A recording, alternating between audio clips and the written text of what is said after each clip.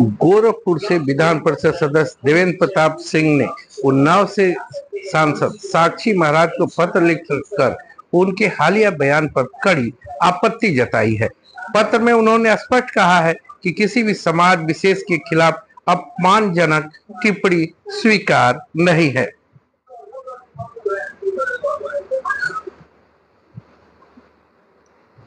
कहा है कि कुछ दिन पूर्व आप द्वारा ब्राह्मणों को अपशब्द कहा गया और उनके संदर्भ में विवादित बयान दिया गया है। आपको यह अवगत कराना चाहता हूं कि अगर ब्राह्मण सिर्फ एक जाति होता तो इतिहास उसे युगों का निर्माता नहीं कहता। अनेक ब्राह्मणों के नाम सुने होंगे, किंतु राष्ट्र के लिए उनके त्याग और बलिदान से अपरिचित होने के कारण आप द्वारा ब्राह्मणों के ऊपर अभद्र टिप्पणी की गई है, जो किसी भी दशा में अस्वीकार्य है। राष्ट्र निर्माण में ब्राह्मणों के त्याग को ऐसे जानिए। ऋषि दधिच, जिन्होंने विश्व कल्याण के लिए अपनी हड्डियां तक दान कर दी थी। वो परशुराम, जो शक्तियां स्वयं रख सकते थे, किंतु उन्होंने प्रभु श्री राम को सौंप दिया, क्योंकि सत्ता धर्म से बड़ी नहीं हो सकती। वो चाणक्य, जिन्होंने वनवास में बैठे बालक को भारतवर्ष का सम्राट बना दिया। वो आदि शंकराचार्य,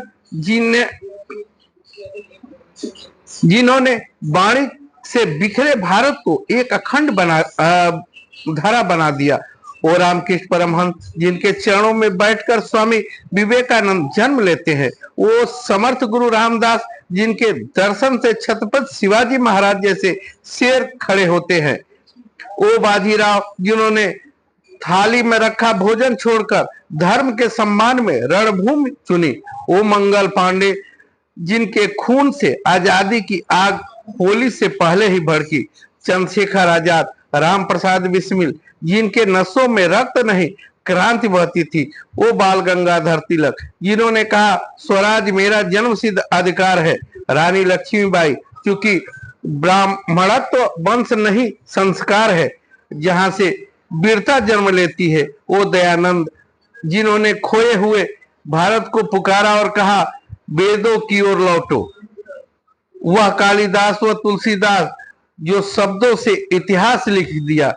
जब संगीत साधा समय ने तो उसे तानसेन कहा, जहां स्वर साधा ध्वनि तो उसे लता मंगेशकर कहा। आर्यभट्ट, रामानुज, सीवी रमन, ये सिर्फ नाम नहीं है, सभ्यता के स्तंभ है। ब्राह्मण जाति नहीं, एक विचार है। जहां ज्ञान है, तप है, साधना है, त्याग है, वह ब्राह्मण है। ब्राह्मण जन्म नहीं लेते, बनते हैं। साक्षी महाराज, आप अपने पूर्वजों की तारीफ करिए, यह अच्छी बात है। आपके पूर्वज हमारे लिए भी पूजनीय है, किंतु पूरे ब्राह्मण समाज को गाली देना, अपशब्द कहना, यह कतई स्वीकार नहीं है।